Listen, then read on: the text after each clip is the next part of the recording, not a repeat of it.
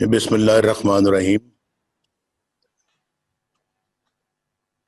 جی راج صاحب، بہت بہت شکریہ۔ اور یقیناً یہاں آج آپ کی موجودگی جو ہے وہ ہم سب کے لیے باعث خوشی ہے، باعث فخر ہے۔ اور میں اور میرے ساتھی سب آپ کو یہاں پر خوش آمدید کہتے ہیں، آپ کو ویلکم کہتے ہیں، اور خوشی محسوس کرتے ہیں کہ آپ ہمارے درمیان یہاں پر آج موجود ہیں۔ حسن اقبال صاحب، آپ کا بھی بہت شکریہ کہ آپ نے جو ابتدائی کلمات کہے ہیں اور بڑے صحیح مناسب الفاظ تھے آپ کا، بہت صحیح سوچ ہے۔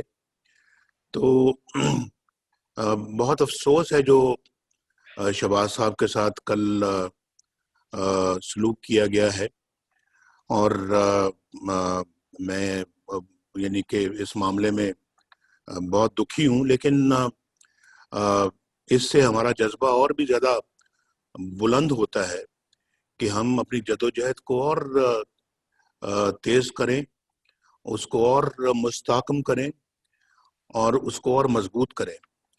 تو جو سلوک انہوں نے ہمارے باقی ساتھیوں کے ساتھ کیا ہے، جو آج میں یہاں پر اسکرین میں جن کو دیکھ بھی رہا ہوں، تو میں فردن تو اب سب کا نام نہیں لینا چاہوں گا، لیکن آپ کو بھی وہ نظر آ رہے ہیں، چہرے مجھے بھی آ رہے ہیں، اور جو اس وقت آن لائن ہے وہ لوگ علیحدہ ہیں جو یہاں موجود ہیں۔ میں ان کی بات بھی کر رہا ہوں، جو آن لائن اگر ان میں سے کوئی ہیں تو میں ان کی بھی بات کر رہا ہوں۔ تو جو سلوک ان کے ساتھ بھی اس حکومت نے کیا ہے وہ یقیناً بہت ہی دکھ اور افسوس کا باعث ہے، لیکن ہمیں اس پہ کوئی مایوسی نہیں ہے۔ جو سلوک ہم سب کے ساتھ جو کیا ہے، میں اپنی بات تو کرتا نہیں ہوں، میں جو ہمارے بچوں کے ساتھ جو سلوک کیا ہے مجھے اس کا بھی بڑا دکھ اور افسوس ہے۔ تو یہ پہلی بار یہ سارے مناظر یہ ہمیں دیکھنے میں آ رہے ہیں، اور شہباز صاحب نے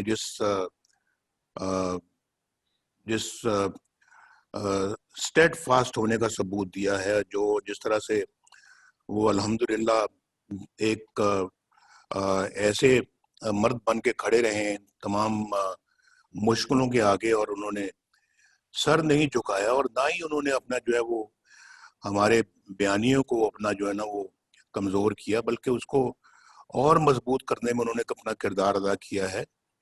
تو میں یقیناً اپنے بھائی پہ بہت فخر کرتا ہوں، اور مجھے یقین ہے کہ انشاءاللہ یہ ظلم کی رات بہت جلد ختم ہوگی، اور انشاءاللہ اچھا وقت پھر واپس آئے گا، ہم سب کے لیے آئے گا انشاءاللہ، بالکل اس میں مجھے کوئی شک نہیں ہے۔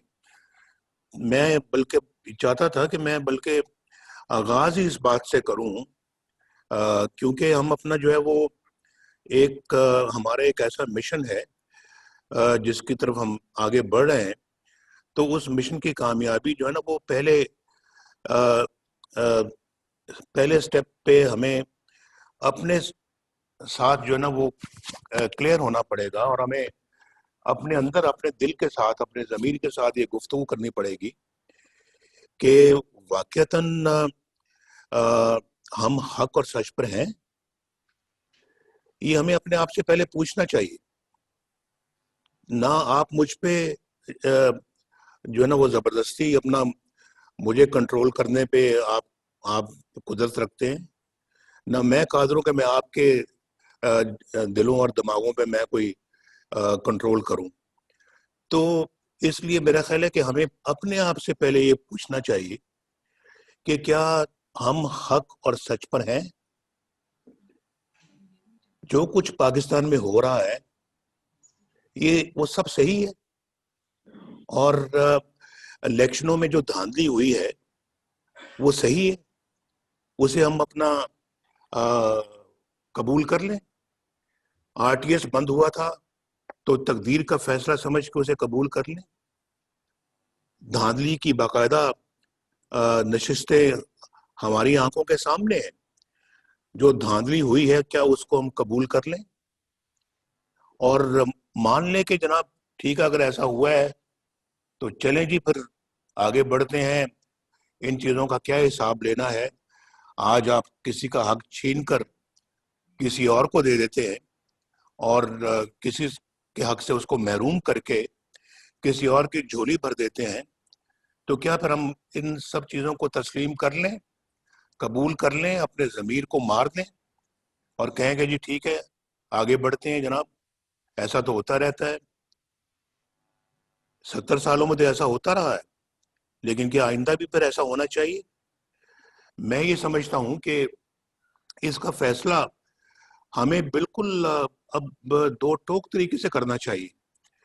اور میں یہ سمجھتا ہوں کہ آج جو عدالتوں پر جو اس وقت دباؤ ہے اور دباؤ ڈال کر مرضی کے فیصلے لیے جاتے ہیں، تو کیا یہ سب صحیح ہے؟ اور آپ اس کے وٹنس ہیں آپ سب.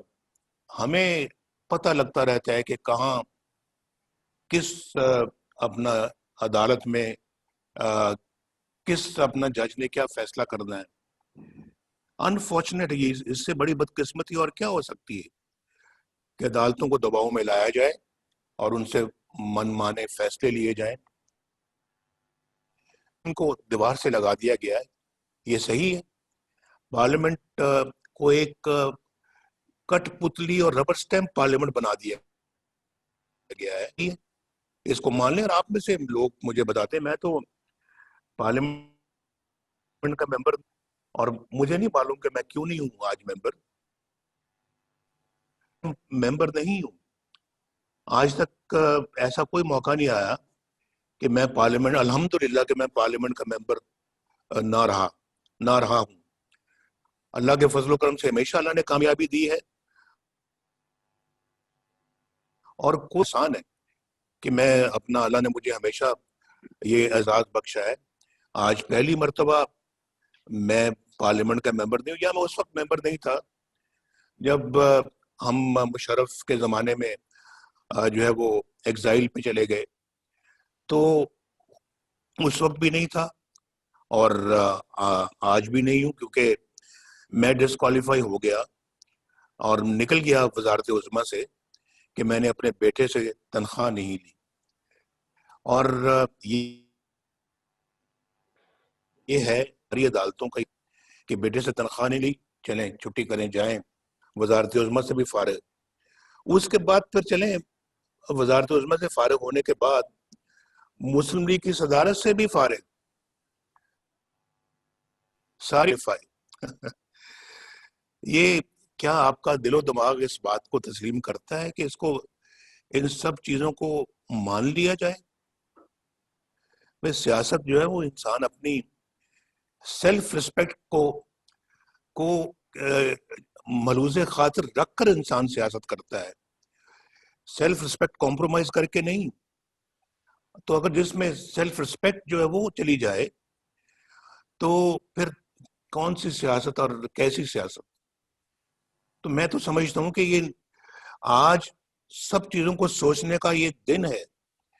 اور مجھ جیسا آدمی جو 3 دفعہ اللہ تعالیٰ کے فضل و کرم سے اور آپ کی مہربانیوں سے اور آپ کی دعاؤں سے اور آپ کے تعاون سے وزیر اعظم بنا، میں 3 دفعہ، تو اس کے ساتھ یہ سلوک ہو رہا ہے کہ اس کو ملک سے باہر جو ہے وہ رکھا گیا 1999 سے لے کے 2007 تک.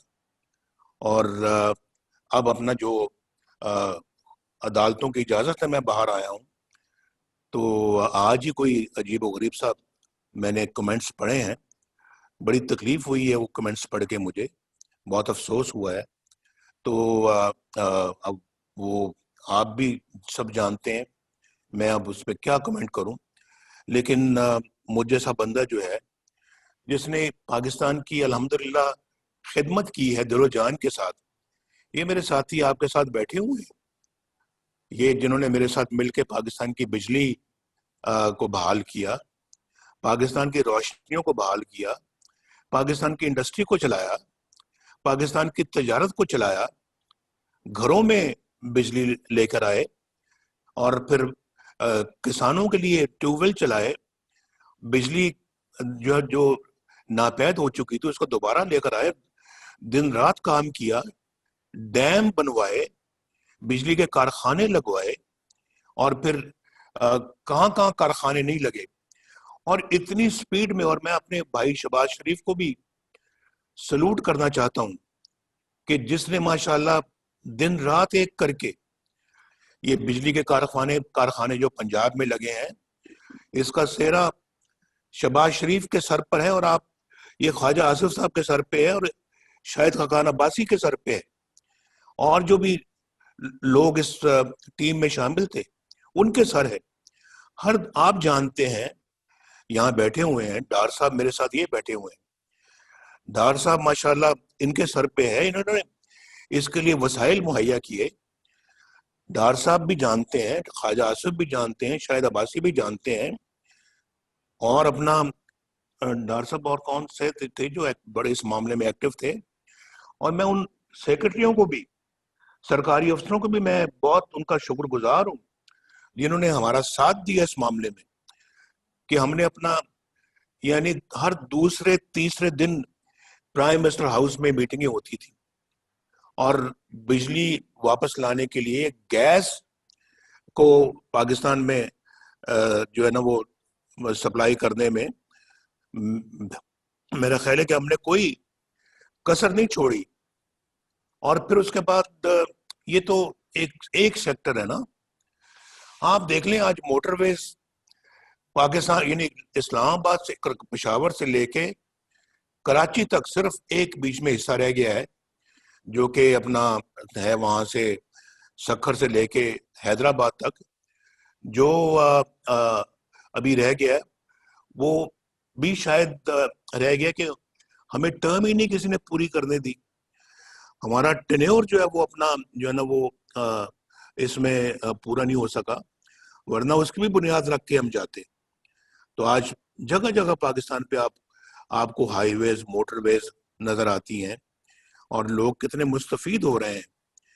تو اس میں ماشاءاللہ حسن اقبال صاحب کا بھی بہت بہت شکریہ جنہوں نے اس کی ساری پلاننگ کی، اور پھر ڈار صاحب کا شکریہ جنہوں نے اس کے لیے پیسے فراہم کیے، اور پھر دھرنوں کے باوجود ہم نے وہ سب کچھ اکمپلش کیا جو اس ملک کی ضرورت تھی. اور پھر 4 سال، میں تو 4 سال رہا، 4 سالوں میں ہم تقریباً بہت کچھ کر گئے تھے. اور پھر آپ ہماری جو ہے وہ گروتھ ریٹ آپ دیکھ لیں، گروتھ ریٹ ماشاءاللہ کتنا بڑھ گیا تھا، اور 5.8% پہ جو ہے وہ گروتھ ریٹ ہم چھوڑ کر گئے ہیں، جو کہ آج نیگیٹو چلا گیا ہے. تو میں یہ سمجھتا ہوں کہ یہ کیا ہے،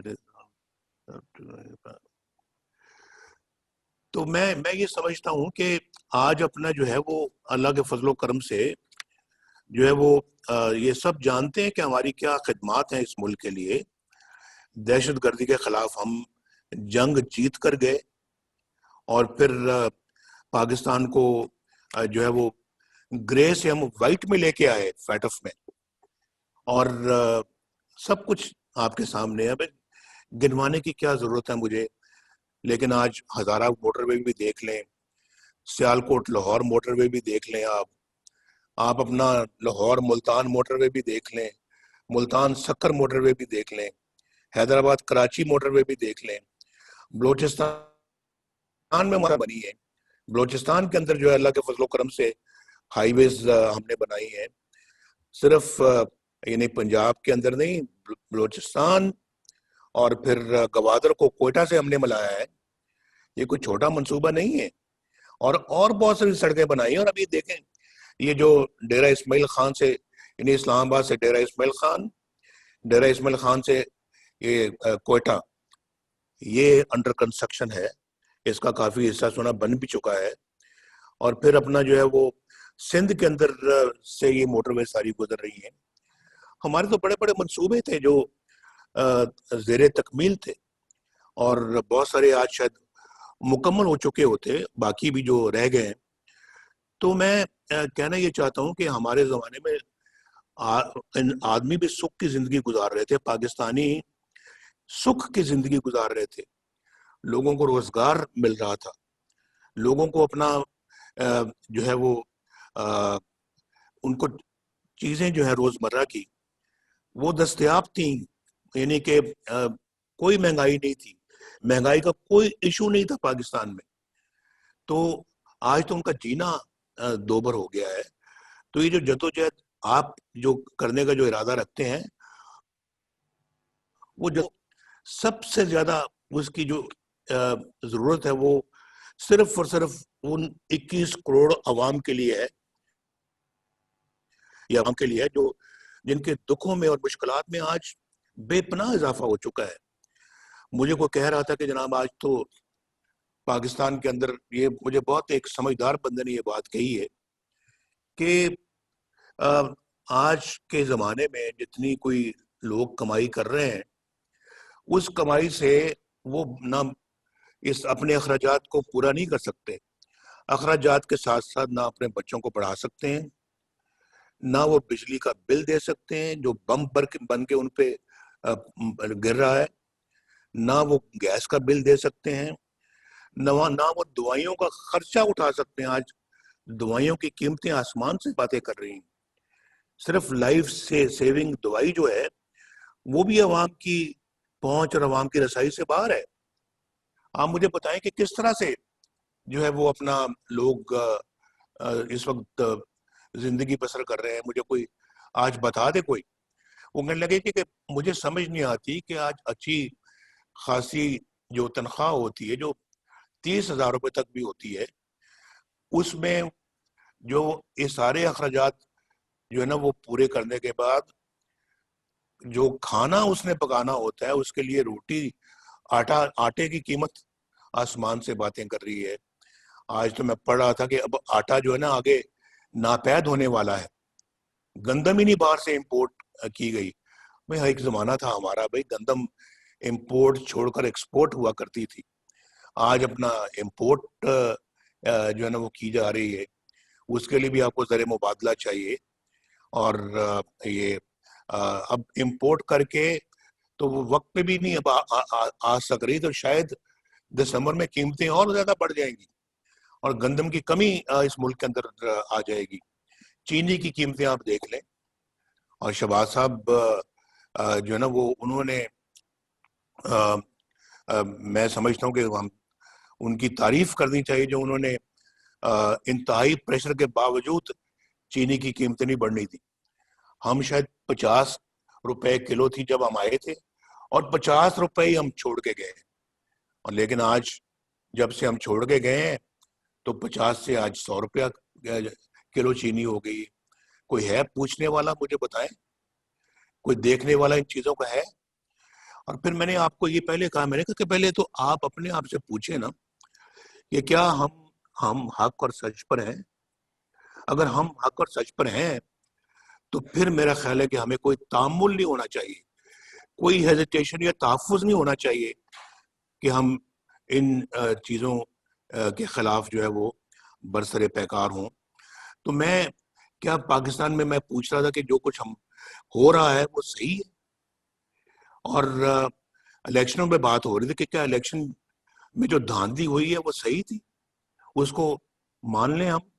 میرا تو ضمیر اس کو قبول نہیں کرتا، اور میں اسی پہ بات پہ میں نے کہا تھا کہ سیاست اور نو سیاست، کوئی انسان کا ضمیر بھی ہوتا ہے، کوئی انسان کی سیلف رسپیکٹ بھی ہوتی ہے. آج تو ہم انگریزوں کی غلامی سے نکل کر آپ اپنوں کی غلامی میں آ گئے ہیں. ہم کوئی فری سٹیزن تو نہیں ہیں. آج آپ پوچھیں اپنے آپ سے، آپ ہیں؟ پوچھیں، ذرا پوچھ کے دیکھیں آپ. جس پارلیمنٹ کے ممبر ہم بنے ہوئے ہیں وہ پارلیمنٹ کتنی خود مختار ہے. مجھے لوگوں سے پتہ لگتا رہتا ہے کہ وہاں اس پارلیمنٹ کو کوئی اور چلا رہا ہے. وہاں پھر جو ہے نا وہ دوسرے لوگ ہیں جو آ کے یہ ڈائریکشنز دیتے ہیں کہ جناب آج ایجنڈا یہ ہوگا، اور آج اس بل پہ یہ ووٹنگ ہوگی، اور فلاں کل یہ ہوگا، کمیٹی فلاں بل کو منظور کرے، فلاں بل کو دیکھے. تو یہ میں سب جو ہے نا یہ میں سمجھتا ہوں کہ یہ بہت جو ہے نا وہ ہے سوچنے والی باتیں یہ کہ ہم نے تو یہ ہماری تو اسمبلی بھی اب معاف کیجیے گا کمپرومائزڈ. تو اس میں انفارچونیٹلی جو ہے وہ ہماری عدالتوں کا آپ نے دیکھ لیا حال. جو محمد مشیر صاحب کی جو کورٹ تھی وہ کرنل صاحب وہاں سے نکل رہے ہیں اور وہ اس شاباش اس جرنلسٹ کی جس نے اپنا ان سے پوچھ لیا کہ جناب آپ یہاں کیا کرنے آئے تھے اور آپ یہاں پر کس کو ملے ہیں اور ہمیں بھی اجازت دے دیں کہ ہم بھی جج صاحب کو مل سکیں. اور وہ کتاب سے منہ چھپا رہا ہے اپنا. کیا ضرورت تھی چھپانے کی اگر دل میں چور نہیں تھا؟ دل میں چور تھا تو منہ چھپایا نا. بات کرنے کی جواب دینے کی ہمت نہیں تھی کیونکہ سوال صحیح پوچھے جا رہے تھے. تو اس طرح سے جو کیا یہ پھر صحیح ہے؟ اور پھر جو ہے وہ میں کیا یاد کراؤں اب جو یہ ملک ارشد صاحب لے کے گئے ہیں جو کہہ گئے ہیں ایڈمٹ کر گئے ہیں کہ میں نے انڈر پریشر جو ہے نا یہ فیصلہ سنایا ہے اور وہ فیصلہ تو اپنی جگہ پہ ابھی اس جج کو تو فارغ کر دیا ہے, وہ ڈسمس ہو گیا ہے, فیصلہ برقرار ہے, الٹی گنگا بہ رہی. اور اسی فیصلے پہ میری بیل کا مسئلہ اٹکا ہوا ہے, اندازہ کیجئے آپ. اور میری بیل بھی اسی یعنی کہ جو جج ڈسمس ہو گیا ہے جس کے بارے میں سینئر جوڈیشری نے یہ کہا تھا کہ ہمارے سر شرم سے جھک گئے ہیں اس بندے کا جو کردار ہے, تو اسی بندے کا فیصلہ قائم ہے لیکن وہ بندہ جا چکا ہے کیونکہ اس کو سزا ہو گئی ہے اور فیصلہ ہمارے سر پہ ابھی تک لٹک رہا ہے. تو میں آپ سے یہ کہنا چاہتا ہوں کہ یہ عوام کو مہنگائی سے جو کچل دیا ہے کیا یہ صحیح ہے؟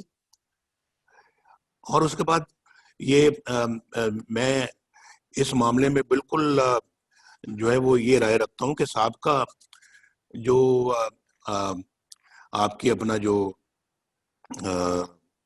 ڈی جی آئی سے ہی تھے ظہیر الاسلام صاحب, انہوں نے کیا کیا آپ کو تو معلوم ہی اچھی طرح سے کہ انہوں نے جناب کہا کہ جی نواز شریف صاحب آپ استعفیٰ دے دیں, پیغام بھیجا اور آپ گھر چلے جائیں. اور یہ دھرنوں کے دوران کی بات ہے, دھرنوں کی اس پیریڈ کی بات ہے کہ جی I should step down and go home.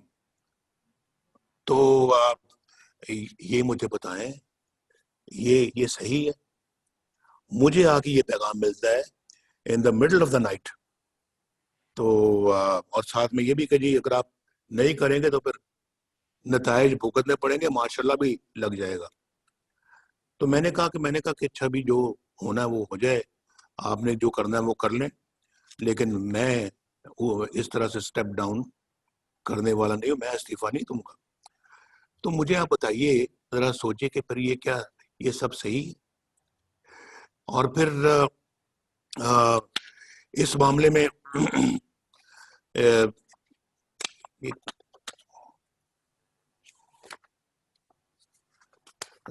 معاف کیجیے گا ذرا. دوسرا یہ دیکھیں کہ یہاں پہ بیان دیا جاتا ہے کہ جرنیل فوج کا سیاست میں کوئی کردار نہیں ہے اور فوج جو ہے وہ سیاست میں کوئی حصہ نہیں لیتی, تو کوئی مداخلت نہیں کرتی. تو پھر مولانا غفور حیدری صاحب نے جو کہا کہ مجھے جنرل باجوہ نے بلایا, چیف آف آرمی سٹاف نے مجھے بلایا اور مجھے کہا کہ جی آپ یہ دھرنا بند کریں, ہم جو نواز شریف کے خلاف کر رہے ہیں آپ اس کے مداخلت نہ کریں. پھر یہ تو کون سی سیاست رہے گی جس میں آپ مداخلت نہیں کر رہے, اور آپ کیوں نواز شریف کے خلاف کوئی ایکشن لے رہے ہیں؟ یا کوئی کاروائی کر رہے ہیں، ذرا مجھے پتہ لگنا چاہیے اس بات کا. تو کیوں کر رہے ہیں؟ آپ کا تو یہ کام ہی نہیں ہے، آپ کا تو یہ پیشہ ہی نہیں ہے. تو آپ یعنی کہ کیوں آپ نے پھر یہ بات ان سے کہی؟ اور اگر آپ نے نہیں کہی تو پھر آپ نے کیا اس کی کوئی کانٹرڈکشن دی ہے؟ آپ نے بتایا کہ آپ نے نہیں کہی. تو یہ پتہ لگنا چاہیے نا کہ دوسری طرف آپ کہتے ہیں جی کہ ہم سیاست میں مداخلت نہیں کرتے، اور پھر آپ دوسری سیاست میں کیا ابھی میں ججز کی بات کر رہا تھا. یہ جسٹس صدیقی صاحب نے، شوکت صدیقی صاحب نے، انہوں نے جناب جو بھری محفل میں کہا ہے اور بار کے فنکشن میں کہا ہے کہ، اور حلف لے کے کہا ہے کہ میرے پاس D G I S I آئے تھے اور D G I S I نے مجھے آ کے کہا کہ نواز شریف اور ان کی بیٹی مریم نواز شریف کو آپ رہا نہیں کریں گے، کیونکہ اگر آپ نے ایسا کر دیا تو ہماری تو پھر 2 سال کی محنت ضائع ہو جائے گی. یہ لکھا ہوا ہے انہوں نے اپنی پٹیشن میں جو سپریم کورٹ میں انہوں نے بھیجی ہے. میں نے اپنی آنکھوں سے پڑھی، اور یہ میں نے اپنی آنکھوں سے کوٹ لکھپت جیل کے اندر اس کو اچھی طرح سے پڑھا تھا، ریکارڈ کر لیا تھا، لیکن بات آج تک نہیں ہوئی. بات کرنے کا موقع اب مل رہا ہے. تو ہم نے بھی بڑا صبر کیا ہے، ہم نے بہت جو ہے نا وہ یہ وقت صبر شکر کے ساتھ گزارا ہے، لیکن پھر بات کرنے کا ایک وقت آتا ہے بھائی، اور پھر جو ہے نا وہ ایک وقت آتا ہے جب ایک ٹرننگ پوائنٹ آتا ہے. پھر تو وہ ٹرننگ پوائنٹ اب آیا ہے، تو اب میں سمجھتا ہوں کہ یہ ناقابل قبول چیزیں ہیں. آپ مجھے بتائیں کون سی 2 سال کی محنت ہے جو آپ نے کی تھی نواز شریف کے خلاف، جو آپ نے کہا کہ ہماری 2 سال کی محنت ضائع ہو جائے گی اگر نواز شریف کو اور مریم کو چھوڑ دیا. الیکشن سے پہلے مجھے بھی اندر کر دیا، مریم کو بھی اندر کر دیا، الیکشن میں دھاندلی کر دی. یہ سب کچھ کون کر رہا تھا؟ ابھی تو شاید خزان عباسی صاحب کی گورنمنٹ ختم ہوئی تھی، کیئر ٹیکر گورنمنٹ تھی. کیئر ٹیکر گورنمنٹ کر رہی تھی یا کیئر ٹیکر گورنمنٹ کے پیچھے کوئی اور کر رہا تھا؟ میں پہلے بھی کہہ چکا ہوں کہ میں نے کہا یہ ان سب چیزوں کا ایک دن حساب دینا پڑے گا، اور وہ دن آئے گا، وہ زیادہ دور بھی نہیں ہے، دینا پڑے گا حساب. اور ہم اپنا جو ہے وہ ایک غلام بن کے جو ہے نا اپنے ملک میں اب نہیں رہ سکتے، اور میں غلام بن کے رہنے کا میں قائل نہیں ہوں. انشاءاللہ رہوں گا ایک پاکستانی بن کے، قابل فخر پاکستانی بن کے. انشاءاللہ میں اس طرح سے زندگی گزاروں گا. غلامی مجھے قبول نہیں ہے، اور آپ دیکھیں گے انشاءاللہ. تو اگر یہ سب کچھ صحیح ہے، ہمیں جو ہے نا وہ آرام سے چپ کر کے اپنے گھروں میں بیٹھنا چاہیے. ہمیں پھر پاکستان کے عوام کی خدمت تو دور کی بات ہے، اس کا نام لینا بھی چھوڑ دینا چاہیے. لیکن اگر یہ سب چیزیں صحیح نہیں ہیں، اور ہمارا نہ ذہن، نہ دل، نہ ضمیر اس کو قبول کرتا ہے، تو پھر تو اس کے خلاف اٹھنا ہوگا. اور میں تو اس کے خلاف اٹھنے کا فیصلہ کر چکا ہوں، اور میں نے بالکل 2 ٹوک فیصلہ کیا ہے کہ اب یہ جو ذلت کی زندگی کم از کم ہم نہیں جی سکتے، اور انشاءاللہ عزت کی زندگی جئیں گے. انشاءاللہ اللہ تعالیٰ ہمیں عزت کی زندگی انشاءاللہ جینے کی توفیق دے گا، اور وہ ان ایٹراسٹیز کے خلاف، ان بروٹیلٹیز کے خلاف، اس ظلم و تشدد اور ٹرینی کے خلاف ہم اپنا جو ہے اٹھ کھڑے ہوں. اور یہ میرا خیال ہے کہ اگر ہم اٹھ کھڑے ہوں گے، اس ملک کی تقدیر بدل جائے گی، اس قوم کی تقدیر بدل جائے گی. یہ قوم آج مشکلات کا شکار اسی لیے ہے، اس ظلم و ٹرینی کا شکار اسی لیے ہے महंगाई का शिकार इसलिए है, बेरोजगारी का शिकार इसीलिए है कि हम अपना जो है वो अपने इन फैसलों के खिलाफ खड़े नहीं होते और फिर कोई और इस तरह के फैसले करता है और हम जुल्म तशद्दुद और जो है ना वो इन ज्यादतियों के और जुल्म के सामने जो है वो खड़े नहीं होते। तो अगर आज इस कौम ने खड़े होने का फैसला कर लिया तो आप यही कहीं नोट कर लें मेरी बात कि इंशाअल्लाह ताला तब्दीली सालों में नहीं, चंद महीनों में और चंद हफ्तों में इंशाअल्लाह इस मुल्क के अंदर आएगी और जरूर आएगी। ये अपना जो है वो इस बंदे को ले आए हैं, सिलेक्टेड वजीर आजम को। तो सिलेक्टेड वजीर आजम जो है वो हक तो आपका था, ले उसको आए हैं, नाहल आदमी है, आता जाता कुछ नहीं है, पागल है और उसको पता ही नहीं है हुकूमत साजी, हुकूमत करना किसको कहते हैं, हुकूमत चलाना किसको कहते हैं। और उस बंदे को तो कोई इस शऊर ही नहीं है, तो खाली है उसका जहन। तो उस बंदे को ले आए हैं और अब पछता तो रहे होंगे कि लाए भी तो हम किस बंदे को लेके आए हैं, लेकिन अब आप लाए, आप ही को जवाब देना होगा। इस बंदे को आपने जो है ना मुसल्लत कर दिया इस कौम के सर पर, तो कसूरवार तो सबसे बड़े आप हैं।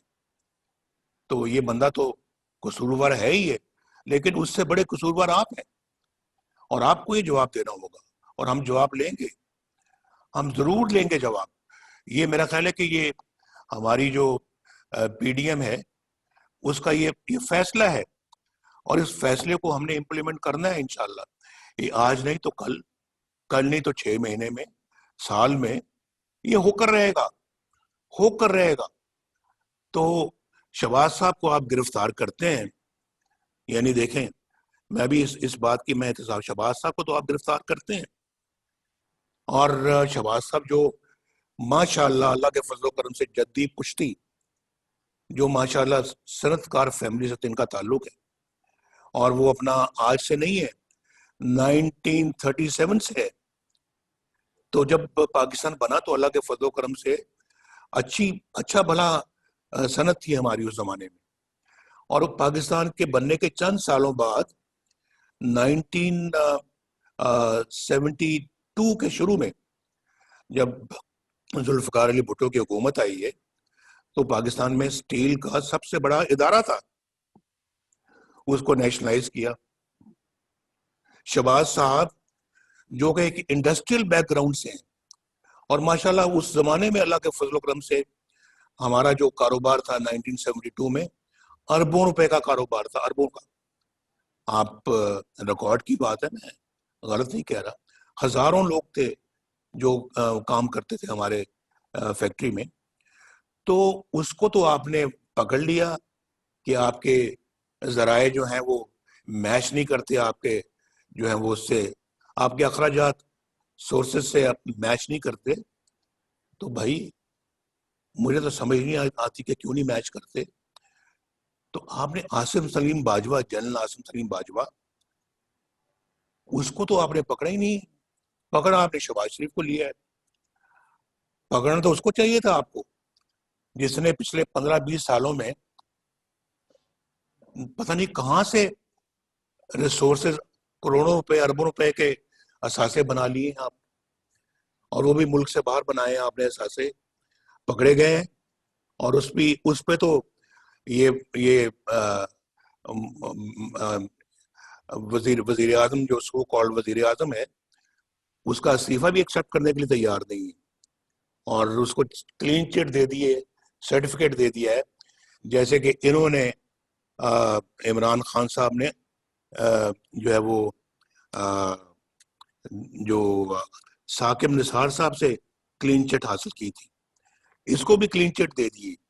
मैं बनी गाला की बात करूं और इसको उन्होंने आसिम सलीम बाजवा को क्लीन चिट दी है कि आप जी बहुत मोहतरम है, आप तो बिल्कुल सही हैं, दयानतदार हैं, बहुत अच्छे हैं, लें बैठे आप नहीं बाहर जा सकते, आप नहीं छोड़ सकते। और शहबाज साहब को पकड़ के अंदर कर दिया है।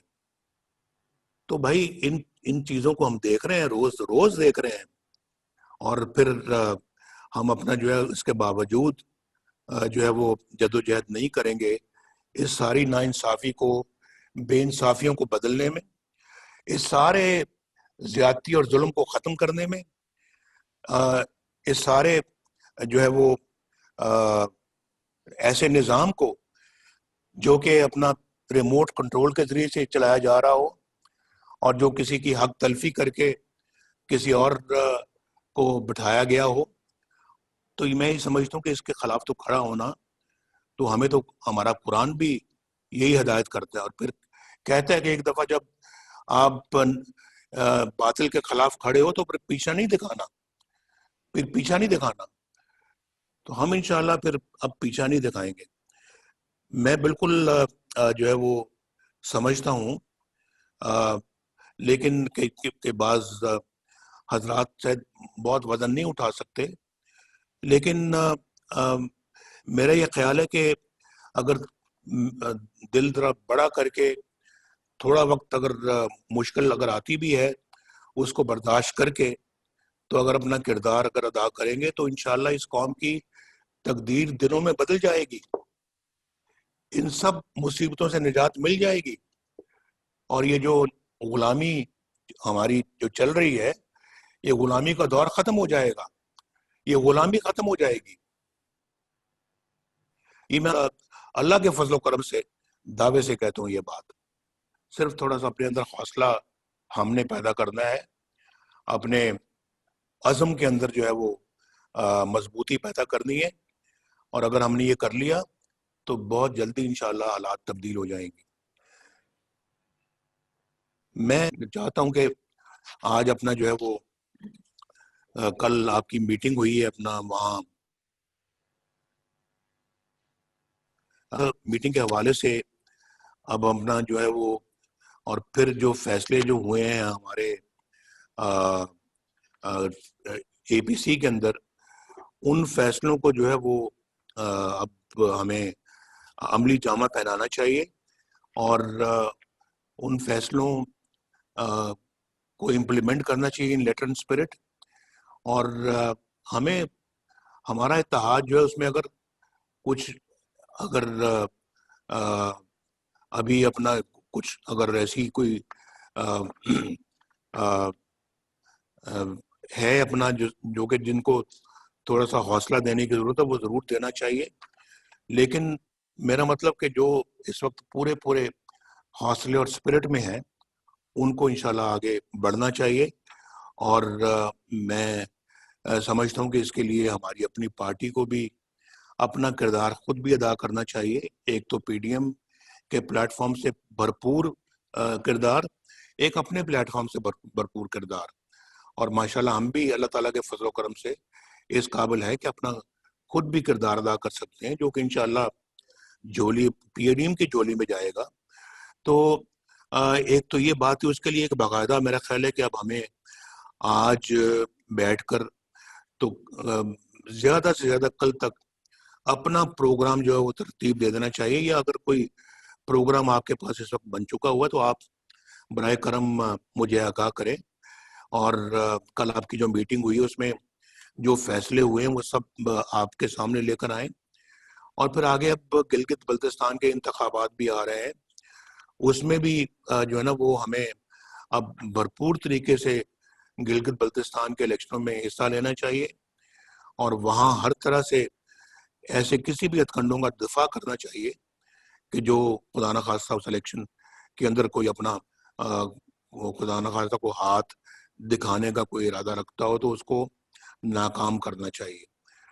تو میں ان باتوں کے بعد میں واپس مائک جو ہے میں آپ کو دوں گا، اور میں آپ کے ساتھ ہی یہاں پر موجود ہوں، آپ برائے کرم اب بتائیے کہ کس طرح سے آپ اپنا ہم پی ڈی ایم کو اور پی ایم ایل این کو آگے آنے والے دنوں میں کیا آپ کا پلان ہے، اور میں انشاءاللہ آج بھی ہوں، اور انشاءاللہ ڈیلی بیسس پہ بھی میں اویلیبل ہوں، اور انشاءاللہ مجھے جو بھی اپنا آپ میری ڈیوٹی لگائیں گے یا مجھے اپنا کوئی فرض سونپیں گے، میں انشاءاللہ اس کو ادا کروں گا.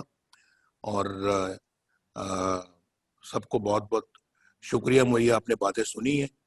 کل چونکہ CWC کا بھی اجلاس ہے، تو اس میں بھی میں سمجھتا ہوں کہ ہمیں مل کے بیٹھ کے تقریباً یہی بات کرنی پڑے گی. اس میں زیادہ لوگ ہوں گے تو زیادہ سے زیادہ لوگوں تک اپنی بات ہمیں پہنچانی چاہیے. حفیظ الرحمان صاحب کو میں سامنے دیکھ رہا ہوں، اور میں راجہ فاروق حیدر صاحب کو بھی دیکھ رہا ہوں. آپ کو بھی بہت بہت حفیظ الرحمان صاحب سلام، راجہ صاحب آپ کو بھی سلام.